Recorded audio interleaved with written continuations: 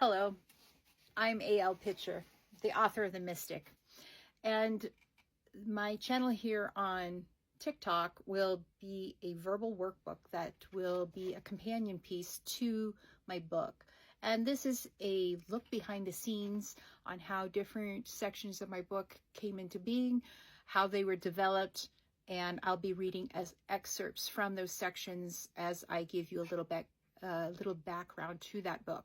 In my bio, you can find links to the book on Amazon, and I hope that you'll be interested enough to at least rent the book from Kindle Unlimited, which is free if you have Kindle Unlimited, and if you don't, the book is only $3.99 on Kindle Unlimited, so that you can go ahead and get that.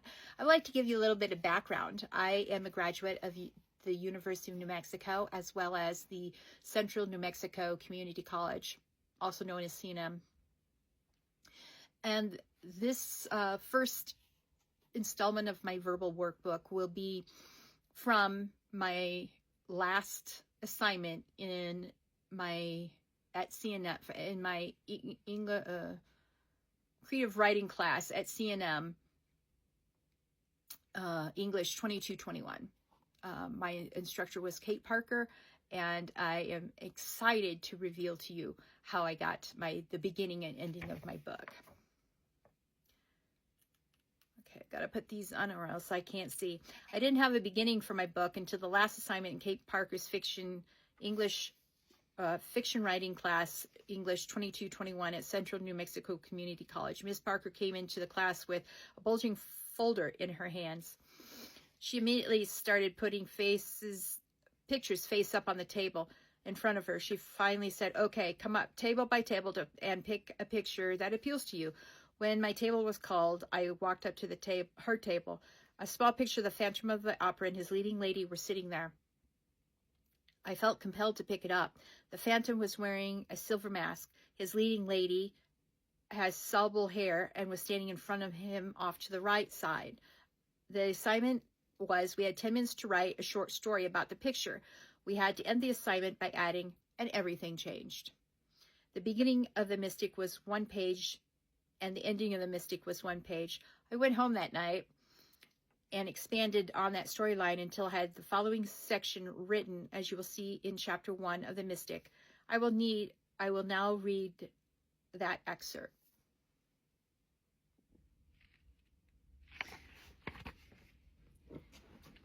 He always gave his victims a chance to see him. He always gave them the ability to have an eyewitness to their murder, but no one in the city ever saw a thing. He was standing in the alley, hiding behind what seemed like a silver half mask, but it was really a harlequin mask made of mirrors. The angles of the mirrors were imbued with the darkness of magic. Each facet held the trapped spirit of his victims. It allowed his victims to see what was happening to them in the moments before they died, which intensified their pain, giving him more power. He lurked in the shadows adjacent to the theater, awaiting his prey. The glow of the streetlight glinted off his mask, the only thing visible above the rubbish bins. He had been watching a beautiful brunette as she went about her daily routine for over a month. He knew her routes and destinations. He memorized every detail. The theater where she acted was dark on Sulendai and Luendai, and on the first Merchdai of the month, he followed her home.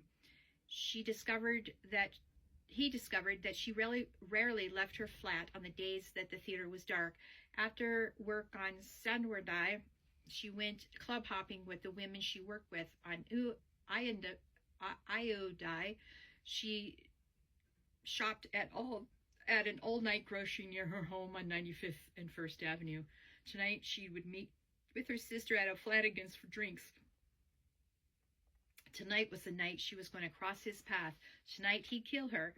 He knew that she would be walking down the alley in order to save some time as she cut over to the next street. Because she was young, her death would give him immense power. He knew that she was at work because he'd watched her walk into the theater early or in the evening. He watched the gray side door of the theater open. There she was, wrapped in an off-white fur coat, hiding her strapless black cocktail dress he'd seen her in earlier. To his utter shock, several men and women accompanied her. Instead of crossing the street to the alley, they piled into taxis.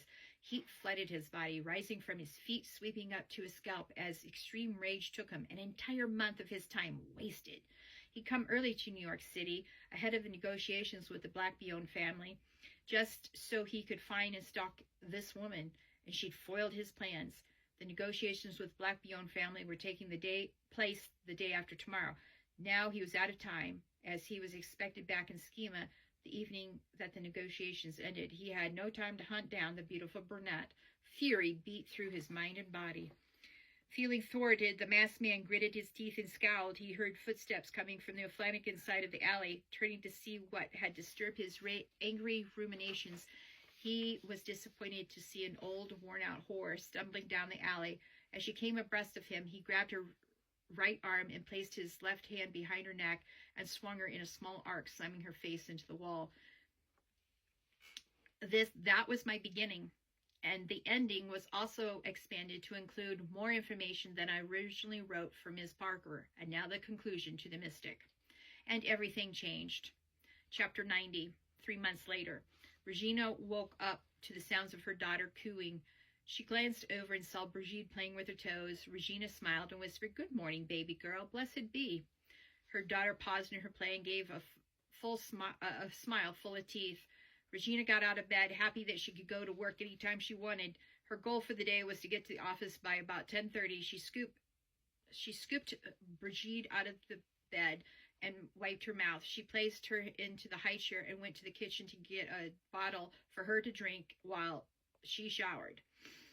Regina jumped into the shower. She had one more week on her lease before she could move into her mom's Fifth Avenue apartment. She stepped out of the shower and dressed and felt the portal open from Scorcher's home. Farkas called out, "Good morning, Regina. Scorcher sent me to pick up Brigitte this morning." "Morning, Farkas." "1 minute, we're cleaning up from breakfast." Regina came out of the bathroom with Brigitte in her arms and grinned. "Well, I think this is going to take longer than a minute."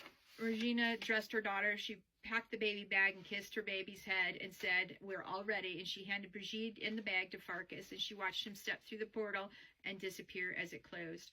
Regina bent time and space and stepped through another portal, which opened right outside of her office door. She shut the portal. She turned as she felt 2 more portals opening side by side just in front of the elevator. She grinned. "Morning, Brandon. Morning, Scortia." She heard them mutter in unison, "Morning."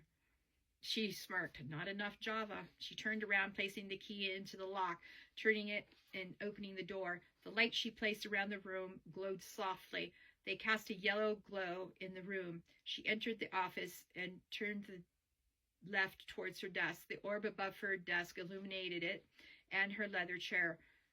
Regina blinked, unable to believe the sight that met her. A woman was sprawled in the chair, head back, blood dripping down over her forehead, and a yellow number 2 pencil was jammed into her left eye, the other eye sightless, staring at her. Just when Regina thought she'd seen everything and she couldn't be more repulsed, another piece of shit dropped a victim in her lap, and everything changed. As I've been reading, you've been looking at a very special mask.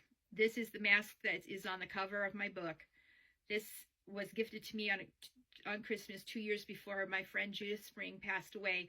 I took pictures and fussed with different settings in Photoshop until I created a blood red mask for the book cover of The Mystic. It was a thoughtful gift. Judith was one of my 2 friends who read my first shitty draft. I'll be forever grateful for their feedback. I hope you enjoyed looking behind the scenes of The Mystic and learning where I got my inspiration from. I like to read the acknowledgement of Kate Parker as it appears in my book. Thank you to Kate Parker for the final writing exercise in your English 22-21 fiction writing class at C&M. You gave me the beginning and ending of The Mystic. I am forever grateful.